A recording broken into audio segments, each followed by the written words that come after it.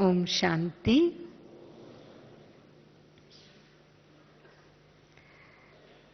प्यारे बाप दादा को हम सब बच्चों से बहुत बहुत स्नेह है और इसीलिए जब बाबा हम बच्चों को दुखी देखते हैं, हम बाबा को पुकारते हैं तो वो परम धाम छोड़कर इस सृष्टि पर हमें दुखों की दुनिया से मुक्त कर हमारे लिए सुखों की सृष्टि सतयुग की स्थापना करते हैं। तो बाबा उस दुनिया के लिए हमें सर्वगुण संपन्न बना रहे हैं और जल्दी से जल्दी बाबा हमें अपने समान देखना चाहते हैं। तो इसीलिए बाबा ने इस साल हमें बहुत सारा होमवर्क दिया है और उसमें से एक होमवर्क ये भी है जो अभी सुनाया आपको कि हम बच्चों को इस साल क्रोध और रोब को पूरी तरह से तलाक देना है। बाबा के ये शब्द थे इस बार मुरली में। तो जब हम क्रोध की बात करते हैं तो क्रोध के लिए कहा जाता है कि क्रोध मनुष्य के विवेक को नष्ट कर देता है। यानी क्रोधी व्यक्ति का जो व्यवहार होता है वो एक थोड़े समय के जैसे पागलपन है ऐसा व्यवहार होता है। जैसे एक पागल व्यक्ति को ये भान नहीं होता कि मैं क्या बोल रहा हूं, क्यों बोल रहा हूं, ये मुझे बोलना चाहिए या नहीं बोलना चाहिए। ऐसे ही गुस्से की स्थिति में हम ऐसे शब्द बोलते हैं अपने मुंह से जो नहीं बोलने चाहिए और उससे दूसरों को दुख महसूस होता है। इसीलिए कहा गया कि तलवार का घाव भर जाता है लेकिन जबान का घाव नहीं भरता। या मुंह से जो शब्द निकल गए वो वापस नहीं आते। कहने वाला भूल जाता है कई बार लेकिन सुनने वाला नहीं भूल पाता।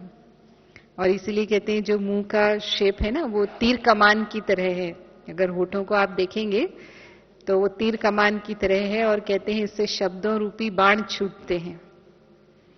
और वो कहते हैं ना जैसे तीर कमान से बाण निकल गया तो फिर लौटकर नहीं आता।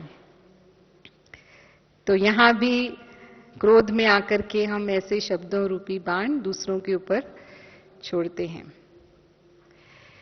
इसका असर हमारे संबंधों पर आता है, प्रेम समाप्त होने लगता है और वो शब्दों की गांठ उसमें पड़ जाती है। भले कई बार हम सॉरी भी कहते हैं, माफी मांगते हैं, लेकिन फिर भी वो प्रेम जो पहले प्रेम था वो नहीं रहता है। कुछ ना कुछ दूरी मन में बन जाती है। फिर ये भी कहते हैं कि गुस्सा जो है वो पानी के घड़े भी सुखा देता है। तो पानी के घड़े सुखाने का क्या मतलब है कि मनुष्य का खुद का खून सूख जाता है जब वो गुस्सा करता है। गुस्सा एक एसिड की तरह है। जैसे एसिड को जिस बर्तन में डालते हैं वो उस बर्तन को ही नष्ट कर देता है। तो जो व्यक्ति गुस्सा करता है वो वास्तव में पहले अपने को ज्यादा नुकसान पहुंचाता है। वो सोचता है कि मैं दूसरे को नुकसान पहुंचा रहा हूं या दूसरे से अपना बदला पूरा कर रहा हूं या दूसरे से अपनी बात मनवाने की कोशिश कर रहा हूं, लेकिन पहला जो नुकसान होता है वो हमें ही होता है। तो जब हम गुस्सा करते हैं तो हमारे शरीर और मन दोनों उससे प्रभावित होते हैं। अगर हम मेडिकल साइंस के अनुसार देखें तो गुस्से की स्थिति में हमारे शरीर में केमिकल्स बनते हैं, क्योंकि गुस्सा तनाव का एक रूप है और जब हम उस टेंशन में होते हैं तो हमारा शरीर उसके लिए रिएक्ट करता है और उसकी वजह से हमारी हार्ट रेट बढ़ जाती है, ब्लड प्रेशर बढ़ जाता है। दिखाते हैं ना गुस्से में मनुष्य का शरीर भी कैसा हो जाता है, वो मरने पर उतारू हो जाता है। चीजों को तोड़फोड़ करना, फेंकना, ये सब क्यों होता है? क्योंकि वो बीपी बढ़ने के कारण पूरा ब्लड सर्कुलेशन मांसपेशियों में बढ़ जाता है। उसके साथ साथ अगर किसी का हार्ट पहले से कमजोर है, मानो उसको पहले से ही आर्टरी ब्लॉक है या पहले कोई हार्ट अटैक आ चुका है, तो पूरे चांस होते हैं कि गुस्से में उसको दोबारा हार्ट अटैक आ जाए, क्योंकि खून की नलियां सिकुड़ जाती हैं। हार्ट की जो पंपिंग कैपेसिटी है वो 3 गुना कम हो जाती है। एक मिसाल मुझे याद है, एक बार हॉस्पिटल में एक पेशेंट आईसीयू में आया, उसको माइल्ड अटैक हुआ था, है ना, हल्का सा जैसे, और नर्स जो थी वो दूसरे मरीज के साथ बिजी थी, तो उस मरीज के पास आने में उसको थोड़ा टाइम लग गया, क्योंकि वो इतना सीरियस भी नहीं था। तो उसने सोचा ठीक है, टाइम से मैं इसको देख लूंगी, लेकिन उसको इतना गुस्सा आने लगा अंदर अंदर, मैं इतनी देर से यहाँ बेड पर हूं और मेरे को कोई अटेंड नहीं कर रहा है। तो जैसे ही नर्स उसके पास आई, उसने उसके ऊपर गुस्सा करना शुरू कर दिया, मैं मरीज नहीं हूं, आप मुझे देख ही नहीं रहे हो। और जब उसने गुस्सा किया तो उसका जो थोड़ा सा अटैक था वो बहुत बड़े अटैक में बदल गया और वो मरीज की डेथ हो गई। तो गुस्से से इतना नुकसान हमारे शरीर को भी होता है। और अगर 60 साल के ऊपर की उम्र होती है तो जो खून की नलियां होती हैं मस्तिष्क की बहुत बारीक होती हैं, कई बार वो ब्लड प्रेशर बढ़ने के कारण फट भी सकती हैं, इसको हेमरेज होना बोलते हैं, और उसकी वजह से कई बार लकवा हो जाता है। शारीरिक नुकसान और मानसिक नुकसान तो हम जानते ही हैं, मन कितना अशांत हो जाता है, उसके बाद पश्चाताप होता है, कई बार लोगों को डिप्रेशन हो जाता है, उसके कारण हीन भावना पैदा होती है। कुछ लोगों को मानसिक बीमारियां भी होने लगती हैं अगर वो उनका इसी प्रकार का स्वभाव रहता है, और यहां तक कि कैंसर जैसी बीमारी को भी इसके साथ जोड़ा गया है, लेकिन लंबे समय तक अगर हम इसका करते हैं। लेकिन जब हम ब्राह्मण बनते हैं तो हमारा स्वभाव काफी परिवर्तन हो जाता है, और हमारे घर वाले भी या हमारे साथी भी ये महसूस करते हैं कि ये पहले जैसे गुस्सा करते थे वैसे अब गुस्सा नहीं करते हैं, पहले से बहुत शांत हो गए हैं। तो ऐसे मोटे रूप से गुस्सा करना अज्ञानी लोगों जैसे वैसा तो ब्राह्मण नहीं करते हैं, लेकिन फिर भी हम कहें कि हम क्रोध मुक्त हो गए हैं, हमें बिल्कुल गुस्सा आता ही नहीं है। हाँ, जैसे ही कोई विपरीत परिस्थिति आती है, वो जो अंदर का संस्कार है वो कब इमर्ज हो जाता है हमें खुद ही पता नहीं चलता। फिर भी हम ऐसी प्रतिक्रिया नहीं करते जैसे कि दुनिया वाले लोग करते हैं, तो इतना अंतर आता है। लेकिन बाबा ने कहा है कि यदि हम गुस्सा करते हैं या ऐसे शब्द बोलते हैं जो दूसरों को कड़वे लगते हैं, तो फिर ये बाप का जैसे हम नाम बदनाम करते हैं, क्योंकि क्रोध व्यवहार में प्रकट होता है, और विकार जो हैं वो इतने प्रकट रूप में नहीं होते हैं, गुप्त रूप में होते हैं, इतना जल्दी प्रत्यक्ष नहीं होते हैं। लेकिन क्रोध सबसे ज्यादा संबंधों में प्रत्यक्ष हो जाता है, तुरंत प्रत्यक्ष हो जाता है, दिखाई देता है। तो उसके कारण तुरंत वो आपको कह देंगे कि आप तो रोज ज्ञान सुनते हो, रोज योग करते हो, और आप फिर भी ऐसा बोलते हो, है ना। घर में बच्चे ही माँ बाप को बोल देते हैं, आप रोज मुरली सुनने जाती हो बाबा की और आकर के यहाँ गुस्सा करती हो। हमने देखा, हमारे साथ एक बहन काम करती थी, वो सुबह 3 बजे उठ करके, उसका नियम था, हम तो 4 बजे ही उठकर अमृत वेला करते थे, लेकिन 2:30 बजे 3 बजे उठ करके अमृत वेला करना, और फिर उसके बाद बिल्कुल सोना नहीं, एकदम एक्यूरेट ज्ञान योग में। लेकिन जैसे ही काम शुरू होता था बस उसका गुस्सा शुरू। तो सब लोग हंसते थे उसके ऊपर कि इतना योग करती है लेकिन इसका योग कहाँ जाता है। तो जो सुबह कमाई किया वो सारा दिन गुस्सा करके उस कमाई को गंवा दिया। तो ऐसा योग करने से क्या फायदा, सीधा ऐसे ही बोल देते हैं लोग, आपका 3 बजे उठ करके योग करने से क्या फायदा, आप आते हो काम पर और आकर के गुस्सा करना शुरू कर देते हो।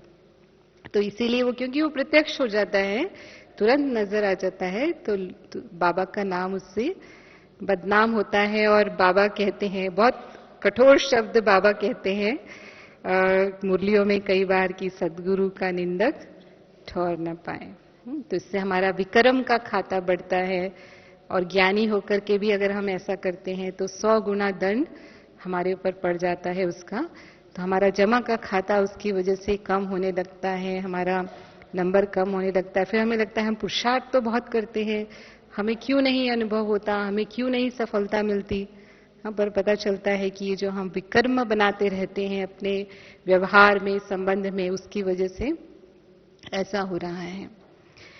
तो ज्यादातर जो हमें क्रोध आता है उसका कोई ना कोई कारण अवश्य होता है। बिना कारण के तो क्रोध नहीं आता है। और बाबा ने हमें मुरलियों में ज्ञान के इतनी पॉइंट्स दी हैं कि कोई भी कारण का हम सहज समाधान कर सकते हैं, सहज निवारण कर सकते हैं। तो हम अपने आप को चेक कर सकते हैं कि हमें क्यों ज्यादा गुस्सा आता है या किस परिस्थिति में हमें ज्यादा गुस्सा आता है, और उसके लिए ज्ञान की कौन सी बात हमें अपने जीवन में उतार करके उस गुस्से को दूर करना है। तो मानो सबसे ज्यादा गुस्सा व्यक्ति को कब आता है, आप भी बता सकते हैं? जब उसकी बात नहीं मानी जाती। सबसे कॉमन कारण यह है कि आप जो चाहते हैं वैसा नहीं कर रहे हैं। तो यहां बाबा ने हमको क्या समझाया है कि ये सृष्टि वैरायटी ड्रामा है और हर आत्माओं के वैरायटी संस्कार हैं। अगर हम एक पेड़ में भी देखते हैं तो उसके पत्ते, दो पत्ते भी एक जैसे शेप के नहीं होते, दो पत्तों में भी फर्क होता है। तो हर एक आत्मा किसी ना किसी रूप से आपसे संस्कार में भिन्न है, तो उसका मत भी आपसे भिन्न है। 2 मिनट बाबा को याद करेंगे।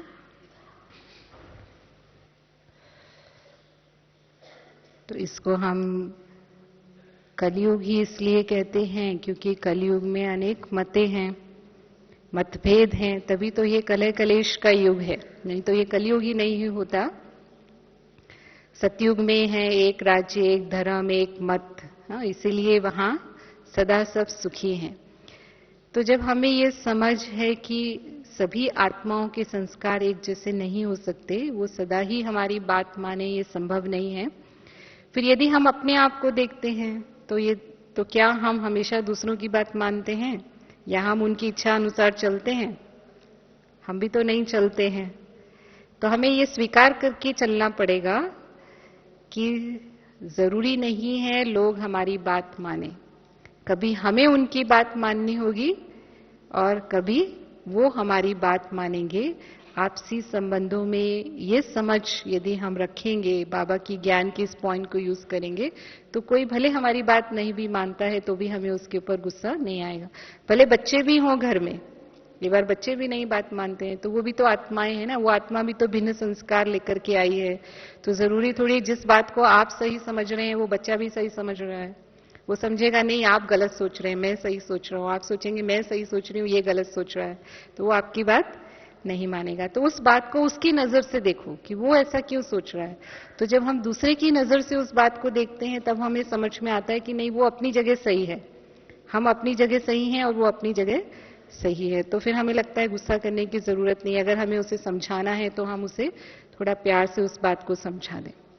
फिर कई बार हमें जैसा हम चाहते हैं वैसा व्यवहार नहीं मिलता है तो भी गुस्सा आता है।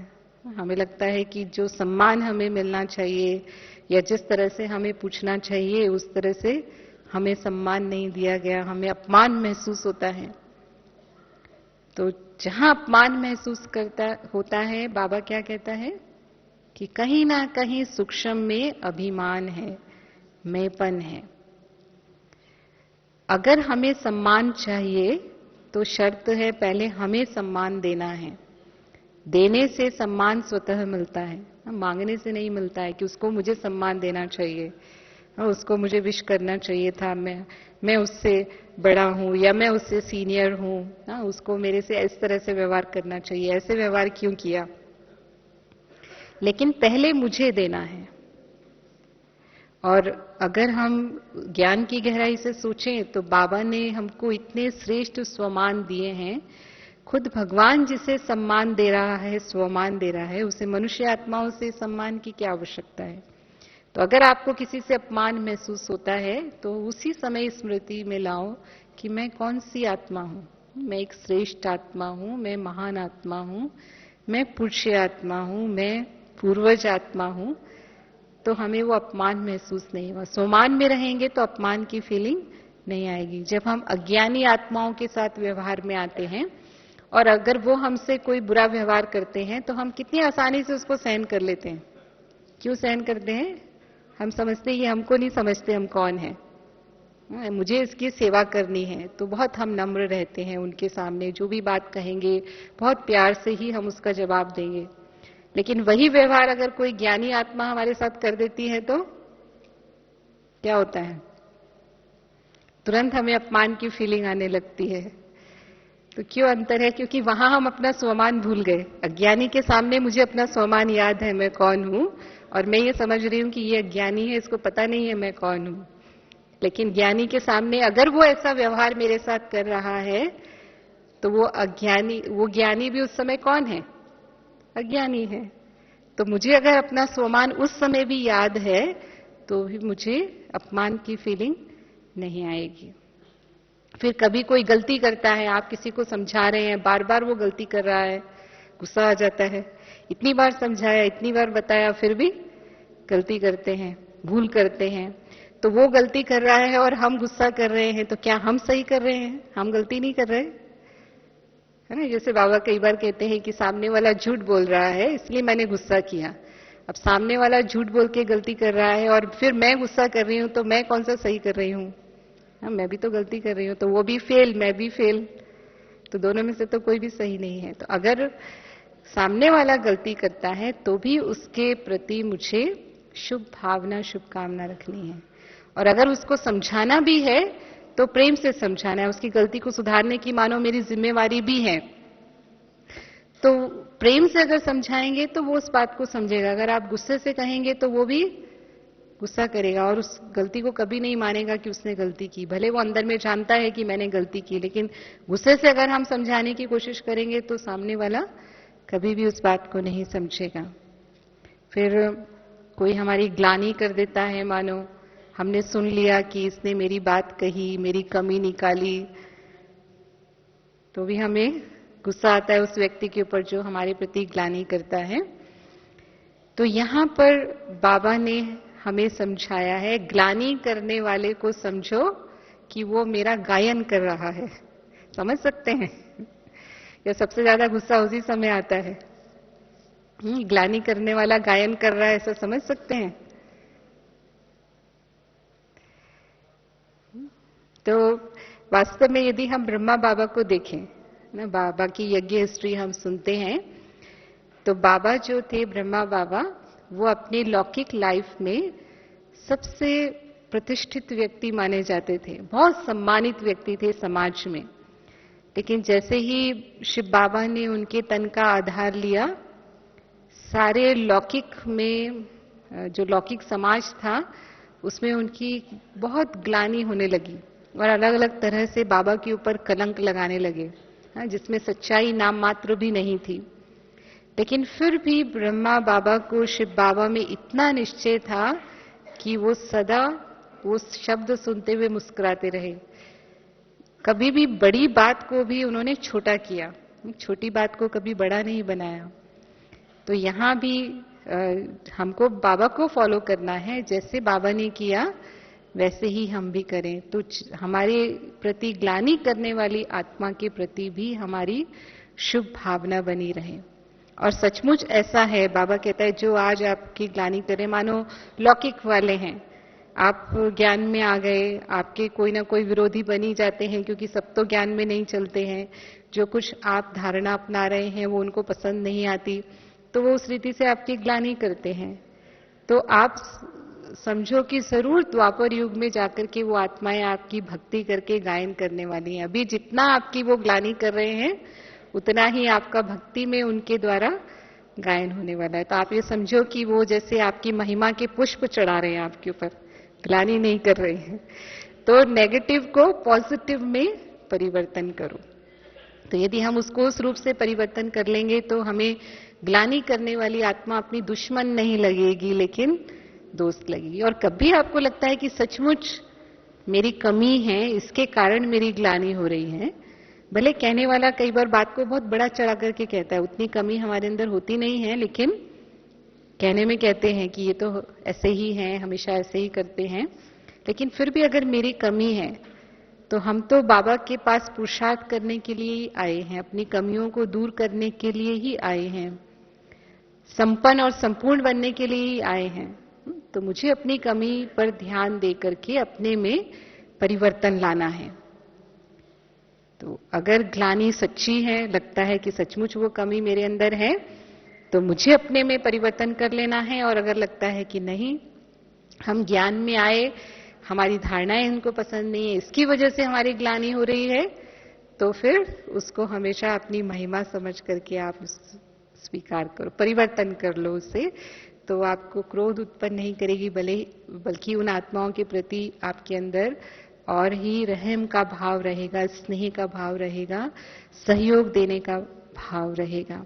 और उसको वो भी रियलाइज करेंगे कि हम इनके लिए भले कुछ भी कहते हैं, लेकिन ये हमारे प्रति वैसा ही स्नेह रखते हैं जैसा इनका हमारे प्रति पहले होता था। फिर कई बार ऐसा हम देखते हैं कि हम सचमुच गुस्सा करना तो नहीं चाहते हैं, लेकिन फिर भी पता नहीं, भले बाबा की कितनी भी ज्ञान की पॉइंट यूज करते हैं, लेकिन वो पॉइंट जैसे काम ही नहीं करती है, गुस्सा तो हो ही जाता है, गुस्सा तो आ ही जाता है। तो उसका कारण क्या है कि हमने उसको घोट करके अपना नहीं बनाया है। जैसे बाबा कहते हैं ना, अपनी घोट तो नशा चढ़े। तो बहुत जरूरी है कि हम बार बार उस बात का अभ्यास करें ताकि वो हमारा संस्कार बन जाए। संस्कार एक बार सुनने में नहीं बनता। भले रोज साकार मुरली में बाबा हमें पॉइंट्स देते हैं, हर मुरली में क्रोध के ऊपर कोई ना कोई बात होती ही है। आज की मुरली में भी था, अगर आपको याद हो तो आज बाबा ने क्या कहा, हाँ, मुख से सदा मीठे वचन ही बोलो। और अगर समझो गलती से आपके मुंह से कोई वचन निकल भी जाता है तो उसी समय कहो आई एम सॉरी, मेरे से गलती हो गई। तो हर मुरली में कोई ना कोई ऐसी बात अवश्य होती है, लेकिन हम नियम प्रमाण मुरली सुनते हैं, जैसे ही मुरली से बाहर निकले वो मुरली वहीं की वहीं रह जाती है, हमें याद ही नहीं रहता कि बाबा ने आज हमें मुरली में क्या समझाया था।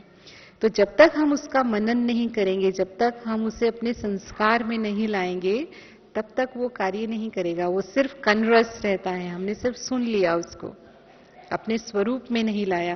तो स्मृति स्वरूप बनने के लिए हर घंटे में अपने आदि अनादि संस्कारों को हमें इमर्ज करना है। मैं आत्मा, शांत स्वरूप आत्मा हूं। मेरे अनादि संस्कार क्या है? शांति के संस्कार हैं। मैं शांति के सागर की संतान हूं, मैं शांति धाम की रहने वाली हूं। शांति मेरा स्वभाव है, क्रोध मेरा स्वभाव नहीं है। और अगर कोई ऐसा विशेष कारण है जिसके कारण आपको ज्यादा गुस्सा आता है, कोई आपके संबंधी का स्वभाव ऐसा है या कोई परिस्थिति ऐसी है, तो आप उसको अपने सामने इमर्ज करो और बाबा ने जो उसके विषय में हमें समाधान सुनाया हुआ है, उस समाधान को मन ही मन रिवाइज करो। एक बार, दो बार, चार बार, हो सकता है आप फेल हो जाएंगे, आप उसे स्मृति में ला रहे हैं लेकिन फिर भी वो जैसे काम नहीं कर रहा है, लेकिन फिर भी हम उसको फिर से स्मृति में लाएं और कुछ समय के बाद जरूर आपकी विजय होगी। जैसे आपने क्लास सुना, दृढ़ता सफलता की चाबी है। अगर मैंने दृढ़ संकल्प कर लिया कि मुझे अपनी इस परिस्थिति पर विजय पानी ही है, मुझे अपने संस्कार पर विजय पानी ही है, तो विजय हुई पड़ी है। निश्चय बुद्धि विषयंती। और बाबा भी, अगर हम हिम्मत रखते हैं तो हिम्मते बच्चे मददे बाप, बाबा भी हमारे साथ हैं। बाबा की उस मदद से हम जरूर अपने उस क्रोध को जीत सकेंगे। तो इसको प्रोग्रामिंग करना कहते हैं।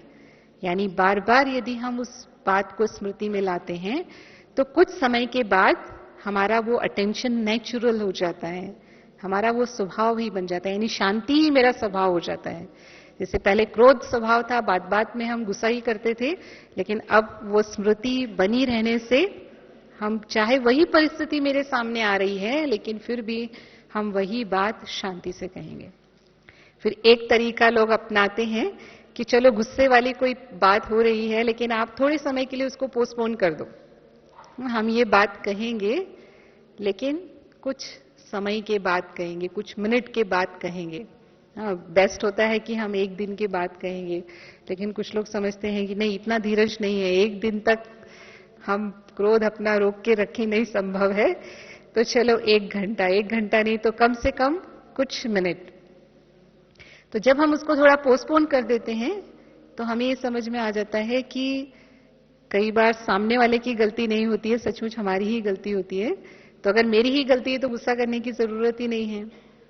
लेकिन अगर लगता है कि नहीं उसकी गलती है और उसको बताना चाहिए, तो फिर हमारा आवेश तब तक कम हो चुका होता है और उसके बाद हम जो बात कहते हैं वो शांति से कहते हैं। तो जो बात आप शांति से कहेंगे, प्रेम से कहेंगे, अच्छे शब्दों में कहेंगे, वो सामने वाला भी स्वीकार करता है। एक बार ऐसे ही भक्ति मार्ग की कहानी है कि एक बार एक पति पत्नी में बहुत झगड़ा होता था। तो वो रोज की बात थी, माना कोई दिन ऐसा जाता ही नहीं था कि जिस दिन पति पत्नी में झगड़ा ना हो। जो पत्नी थी वो बड़ी दुखी हो गई, घर में बहुत अशांति है, बच्चे भी गलत सीख रहे हैं, रोज हमको लड़ते हुए देखते हैं। तो एक दिन उसकी पड़ोसन आई, उसने कहा कि हमारे मोहल्ले में एक महात्मा जी आए हैं, वो कथा करने वाले हैं, तुम चलोगी मेरे साथ? तो उसने कहा जरूर चलूंगी, थोड़ा समय तो शांति मिलेगी। तो वो वहां कथा सुनने गई, उसने कथा सुनी, उसको अच्छा लगा। फिर वो उसको सोचने लगी और महात्मा जी के पास गई, कहा कि महात्मा जी मेरी एक समस्या है। तो मैंने कहा हाँ बोलो। बोला हमारे घर में बहुत अशांति है और हम पति पत्नी में बहुत झगड़ा होता है, मेरे पति बहुत क्रोध करते हैं और मैं इससे बहुत दुखी हूं, आप कुछ उपाय बता सकते हैं? तो उसने कहा अच्छा मैं उपाय तो बताऊंगा, लेकिन आप करोगी? तो उसने कहा हाँ अवश्य करूंगी, अगर मेरे घर में शांति हो जाए तो मैं जरूर करूंगी। तो उन्होंने एक बोतल पानी मंगाई और वो पानी उसको दिया, कहा कि देखो जब तुम्हारे पति गुस्सा करेंगे तो तुम इसमें से एक घूंट पानी अपने मुंह में रख लेना, और शर्त है कि जब तक वो बोलेंगे तब तक आपको पानी मुंह में ही रखना है, और जब वो बंद कर देंगे बोलना उसके बाद भी कुछ समय तक पानी मुंह में रहेगा, उसके बाद भले आप पी लेना उसको। तो उसने कहा ठीक है, वो पानी लेके घर में आ गई। अब उसने उनसे प्रतिज्ञा की थी, तो जैसे ही हुआ घर में, अब झगड़े का तो था ही ना, तो जैसे ही पति ने झगड़ा शुरू किया उसने पानी पिया मुंह में। अब उसने देखा कि पानी मुंह में है तो मैं बोल नहीं सकती हूं, और उसने प्रतिज्ञा की थी तो वो बिल्कुल चुप रही, पानी मुंह में ही रखा उसने। और पति को बड़ा आश्चर्य हुआ कि रोज तो ये बराबर का बोलती है और आज बिल्कुल चुप है, ऐसा कैसे हो गया? तो उसने और उसको गुस्सा दिलाने की कोशिश की, लेकिन वो बिल्कुल पानी मुंह में ही रख के चुप रही। थोड़े समय के बाद वो चुप हो गए, क्योंकि जब तक जवाब नहीं मिलेगा तब तक कितना गुस्सा करेंगे, तो बोल के चुप हो गए। फिर उसने थोड़ी देर के बाद पानी पी लिया, फिर उसको बोलने की इच्छा नहीं हुई तो वो चुप ही रही। दूसरी बार भी ऐसा ही हुआ, जैसे ही कोई गुस्से की बात हुई उसने पानी पी लिया और वो कुछ बोले तो उनको लगा कि ये बिल्कुल फिर चुप है, ऐसा क्या परिवर्तन आ गया इसके अंदर।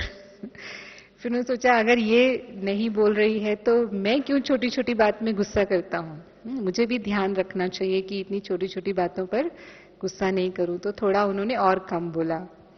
ऐसे ही कुछ और बार में धीरे धीरे उनको ये समझ में आने लगा कि ये तो बिल्कुल नहीं बोलती है, तो मुझे अपने गुस्से पर काबू करना चाहिए और घर में शांति रहनी चाहिए। और एक आधे महीने में लगभग उनके घर में काफी शांति हो गई। तो वो बहन बहुत खुश हुई और वो महात्मा जी से मिलने के लिए गई। तो उसने कहा कि महात्मा जी आपको बहुत बहुत धन्यवाद, हाँ आपकी आशीर्वाद से मेरे घर में शांति हो गई, लेकिन आपने जो पानी दिया था वो पानी अभी खत्म हो गया है। तो महात्मा जी ने कहा कि जो पानी दिया था, वो भी हंसने लगे। उन्होंने कहा वो कोई सिद्ध पानी नहीं था, वो सिर्फ इसलिए था कि जब आपके पति बोल रहे हो तब आप शांत रहो। तो वो आग में पानी डालने जैसा काम है, माना वो गुस्से को शांत करता है। और यदि आप क्रोध के साथ क्रोध करोगी तो वो आग में घी डालने का काम करता है। और क्योंकि आप चुप रही, उस समय शांत रही, और फिर उसने अपनी जो भी बात कही होगी बाद में शांति से कही होगी, तो आपके घर में इतना बड़ा परिवर्तन आने लगा, आपने खुद महसूस किया। तो आगे से आप ऐसे ही चलो, ये मेरी आपके प्रति शुभकामना है। तो कहने का भाव क्या है कि ऐसा लगता है कि हमें कोई पॉइंट याद नहीं आ रही, इस वक्त कोई पॉइंट काम नहीं करी, तो कम से कम हम बोलेंगे, लेकिन थोड़े टाइम के बाद बोलेंगे। तो हमारी जो बाबा के साथ प्रतिज्ञा है कि मुझे गुस्सा नहीं करना है चाहे कुछ भी हो जाए, उस प्रतिज्ञा को हमें निभाना है किसी भी तरह से। और एक है कि हम क्षमा भाव अपने मन में धारण करके रखें। समझो कोई गलती कर रहा है, तो जैसे हम महापुरुषों के जीवन में देखते हैं, उनकी ये विशेषता रही। हमने बड़ी दादी जी को भी देखा, बड़ी दादी जी के समीप रहने का बहुत सौभाग्य मिला है। तो दादी कभी भी किसी की कमी को या गलती को अपने चित्त पर नहीं रखते थे। इतनी बड़ी संस्था, इतने सारे लोगों से उनका व्यवहार होता था, इतनी सारी जिम्मेवारी संभालनी होती थी, इतने लोग विघ्न भी पैदा करते थे, गुस्सा करने की पूरी मार्जिन होती थी। माना जो एडमिनिस्ट्रेशन करते हैं वो उनके पास तो पूरा, वो तो ये समझते हैं कि अगर हम गुस्सा नहीं करेंगे तो लोग कंट्रोल ही नहीं होंगे, लोग काम ही नहीं करेंगे। उनकी सबसे बड़ी समस्या यही होती है। यही प्रश्न लेकर के लोग आते हैं कि बहन जी अगर हम गुस्सा नहीं करेंगे तो लोग आजकल काम ही नहीं करते हैं। फिर थोड़ा रौब तो रखना ही पड़ता है, चलो गुस्सा नहीं तो थोड़ा रौब तो दिखाना ही पड़ता है, उसके बिना काम नहीं चलता है। क्या समझते हैं भाई लोग? क्योंकि रौब भाई लोगों में ज्यादा होता है। बाबा कहता है मोह माताओं में ज्यादा होता है और रौब भाइयों में ज्यादा होता है। तो रौब के बिना काम चलता है कि नहीं चलता है? थोड़ा बहुत लाना पड़ता है। आपने दादी जी को कभी रौब दिखाते हुए देखा? किसने देखा दादी जी को रौब दिखाते हुए? बड़ी दादी जी को तो सभी ने देखा होगा ना। तो लेकिन दादी जी की स्नेह की शक्ति इतनी असीम थी, जिसको बाबा कहता है कि आप बच्चे स्नेह के सागर हो, स्नेह के लोटे नहीं हो। लोटा तो खाली हो जाता है ना, सागर कभी खाली नहीं होता। कि इतना सा स्नेह है कि थोड़ी सी बात हम उसकी समझ सके और थोड़ी सी सहन कर सके, बाकी फिर हमने निकाल दिया। नहीं, लेकिन इतना स्नेह कि कोई किसी की बात दादी के मन में रहती ही नहीं थी। अगर दादी ने कुछ समझाया भी सही तो तुरंत वापस वैसे के वैसे मां का स्वरूप हमने देखा। जैसे हम क्राइस्ट की जीवन कहानी में सुनते हैं, उनको लोगों ने सूली पर भी चढ़ा दिया, फिर भी उन्होंने क्या कहा? हे पिता तू इन्हें क्षमा करना, ये नहीं जानते कि ये क्या कर रहे हैं ना। फिर भी उनके प्रति क्षमा भाव रखा। महात्मा सुकरात के जीवन की एक कहानी मुझे याद आती है कि एक बार वो अपने शिष्यों के साथ बैठ करके कुछ ज्ञान की चर्चा कर रहे थे और उनकी पत्नी रसोई में उनके लिए भोजन के लिए इंतजार कर रही थी। और चर्चा में ऐसा होता है कि कई बार समय का पता ही नहीं लगता, बहुत देर हो रही थी और पत्नी का स्वभाव क्रोध का था। तो जब उसको लगा कि सीमा से पार जा रहा है तो उसको गुस्सा आने लगा। गुस्से में वहीं से बड़बड़ाने लगी, जैसे आदत होती है गुस्सा करने वालों की। रसोई में बैठे बैठे ही उसने बोलना शुरू किया। तो शिष्यों ने सुना, उन्होंने थोड़ा बोला भी सही सुकरात को, तो उन्होंने उनको शांत रहने का इशारा किया, क्योंकि वो अपनी पत्नी को जानते थे। अब इधर पत्नी का गुस्सा बढ़ता ही जाए अनलिमिट। तो अब उसको गुस्से में, जैसे कहते हैं, विवेक नष्ट हो जाता है, उसको समझ में नहीं आता मैं क्या करूं। तो उसने रसोई में पानी का घड़ा भरा हुआ रखा था, वो उसने उठाया और उठा करके ला करके सुकरात के ऊपर डाल दिया। उसका काम पूरा हो गया। वो हंसने लगे। उन्होंने कहा आज तक हम सुनते थे जो गरजते हैं वो बरसते नहीं, आज देखा जो गरजते हैं वो बरसते भी हैं। सारे लोग हंसने लगे। तो इतनी बड़ी गुस्से की बात को, अपमान की बात को उन्होंने हंसी में बदल दिया। तो यह है परिवर्तन की शक्ति, जो बाबा हमें चाहता है कि हम उसको यूज करें।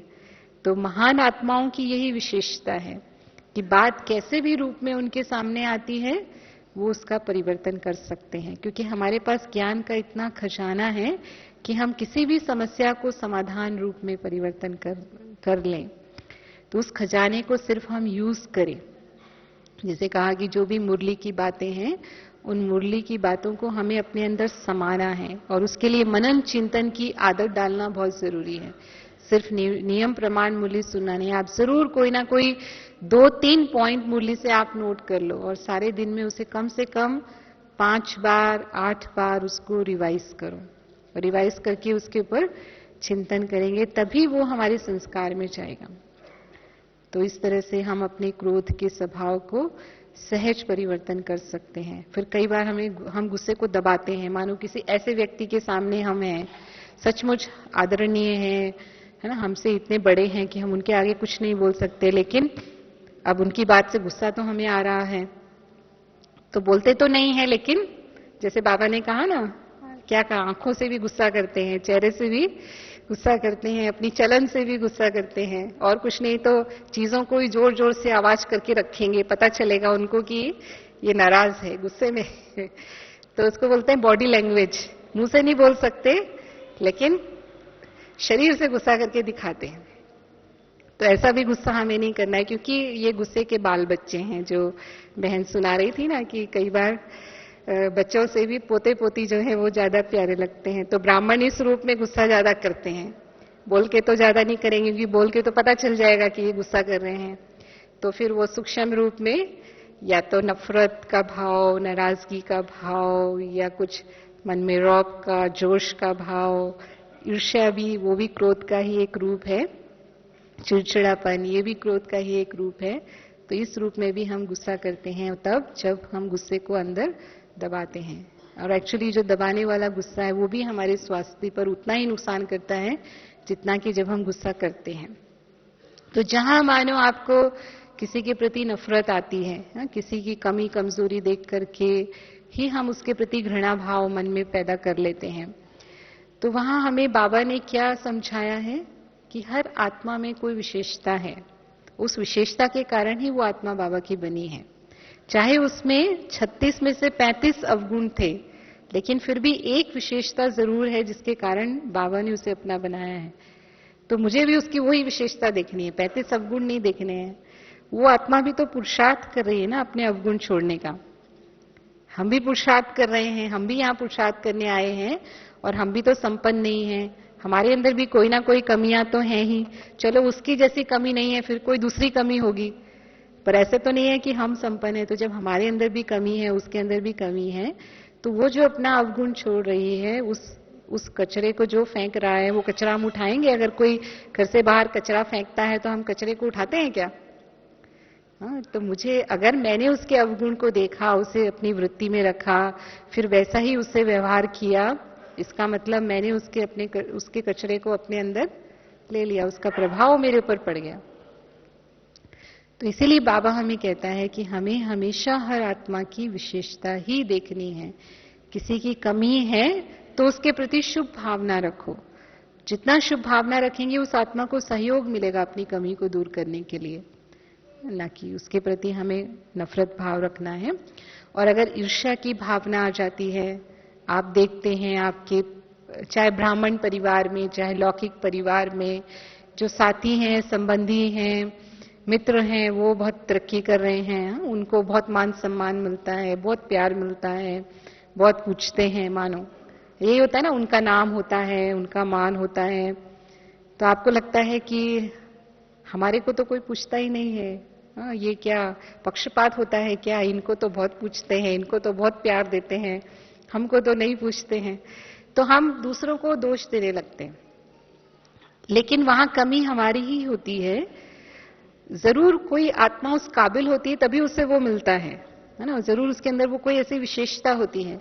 आप देखो मेरे अंदर कहाँ कमी है, मैं अपनी उस कमी को कैसे दूर करके दूसरों का प्यार पा सकती हूँ या सम्मान पा सकती हूँ। तो हमारा ध्यान अपनी कमी को दूर करना पर होना चाहिए, ना कि हम दूसरों से अपनी तुलना करते रहें, इसको ऐसा मिल रहा है, उसके साथ ऐसा हो रहा है। अगर हम तुलना करेंगे तो जरूर ईर्ष्या होगी और हम असंतुष्ट रहेंगे। भले इतना हमको बाबा खजाना दे रहे हैं, हमारी झोली भर रहे हैं, वो खजाने का कोई खुशी हमें नहीं मिलेगी, और हम वही देखते रहेंगे कि मुझे क्या नहीं मिला है। जैसे होता है ना, नजर किस पर है, प्राप्ति पर नजर है या अप्राप्ति पर नजर है? अगर अप्राप्ति पर नजर रहेगी तो सारी खुशी गुम, और जहां बाबा ने मुझे क्या दिया है उन प्राप्तियों पर नजर रहेगी। और ये तो सब हद की बातें हैं ना, अल्पकाल की हैं। जो बाबा ने हमें प्राप्तियां दिए हैं वो सब अविनाशी प्राप्तियां हैं, तो अविनाशी प्राप्तियों पर हमारी नजर रहनी चाहिए। तो जो ईर्ष्या का भाव मन में आता है उसको दूर करके जो आत्मा जितना आगे बढ़ रही है, आप और शुभ भावना दो कि वो और ही आगे बढ़े। वो आगे बढ़ेंगी तो आप भी आगे बढ़ेंगे। कहते हैं ना, चढ़ती कला तेरे भाने सबका भला। ब्राह्मण आत्माओं की चढ़ती कला उड़ती कला होती है तो सारे विश्व का कल्याण हो जाता है। तो कभी भी ये भाव मन में नहीं लाना है। और रौब की बजाय बाबा कहता है रूहानी रुआब रखो, स्वमान रखो। रौब की बात नहीं है। आप स्वमान में रहेंगे तो स्वतः ही लोग आपकी बात मानेंगे, लेकिन अगर आप रौब डालेंगे तो वो आपका दिल से सम्मान नहीं करेंगे। चलो आप उनके कंट्रोलर हैं, आपके आगे वो बोलेंगे नहीं, लेकिन उनके मन में आपके प्रति कुछ ना कुछ बदले की भावना, नफरत की भावना बनी रहेगी। और जैसे ही उनको मौका मिलेगा वो अपना वो बदला निकाल लेंगे। ऐसा करते हैं दुनिया में अज्ञानी लोग जो हैं, वो अपने ऑफिसेस में जब इस तरह की बातें होती हैं, जब उनके ऊपर बॉस बहुत गुस्सा करते रहते हैं, वो कहीं ना कहीं अपना गुस्सा उनको किसी भी रीति से निकाल देते हैं। भले उस समय सामने नहीं बोलते हैं, क्योंकि बोल नहीं सकते, बोलेंगे तो उनको पता है बॉस के पास पावर है और वो अपनी पावर यूज कर सकता है। तो यहां भी हमें भी बाबा कहता है किसी भी रूप से, सूक्ष्म रूप से भी अपने रौब को यूज नहीं करना है। चाहे बच्चों को भी अगर कंट्रोल करना है तो बच्चों को भी कंट्रोल करने के लिए बहुत अलग अलग तरीके बाबा ने बतलाए हैं। बाबा ने कहा कि जो उनकी सबसे प्रिय वस्तु है वो उनकी बंद कर दो। आप गुस्सा या रौब दिखाने की बजाय उनको खाना मत दो एक समय का, या समझो वो टीवी में कोई ऐसा प्रोग्राम देखते हैं जो उनको बहुत पसंद है, वो प्रोग्राम मत देखने दो उनको। माना कुछ भी ऐसी दूसरी सजा दे दो जिसमें आपको गुस्सा नहीं करना, लेकिन आप उनके लिए एक सीख भी हो जाए, एक शिक्षा भी हो जाए। लेकिन अगर बच्चों के ऊपर भी गुस्सा करते हैं तो फिर उनके अंदर भी वो भय निर्माण करता है, उनके अंदर भी वो उसकी वजह से हीन भावना होती है, उनकी स्मरण शक्ति पर उसका असर आता है, एकाग्रता पर उसका असर आता है। आप समझते हैं हम कंट्रोल कर रहे हैं, पर उसका वास्तव में प्रभाव उल्टा होता है। और बदलते वो बिल्कुल भी नहीं है। उस दिन भी बाबा ने मुरली में कहा कि आप गुस्सा करते हैं तो आप सोचते हैं कि ये बदल जाएंगे, पर क्या वो बदल जाते हैं? बदल जाते हैं, हाँ, या और बिगड़ जाते हैं। तो इसलिए वो विधि सही विधि नहीं है। तो इस साल जो बाबा ने हमसे शुभ आश रखी है, 6 महीने का टाइम या 1 साल का टाइम हमें नहीं लेना है, लेकिन 1 महीने के अंदर अंदर ही हम बाबा को क्रोध मुक्त, ऐसे तो बहुत सारा होमवर्क है, लेकिन अगर हम एक भी बात पर पुरुषार्थ करें कि हम बाबा को संपूर्ण रीति से, पूर्ण रीति से क्रोध मुक्त होकर के दिखाएंगे, अगर दृढ़ संकल्प है तो सफलता है ही है। ओम शांति।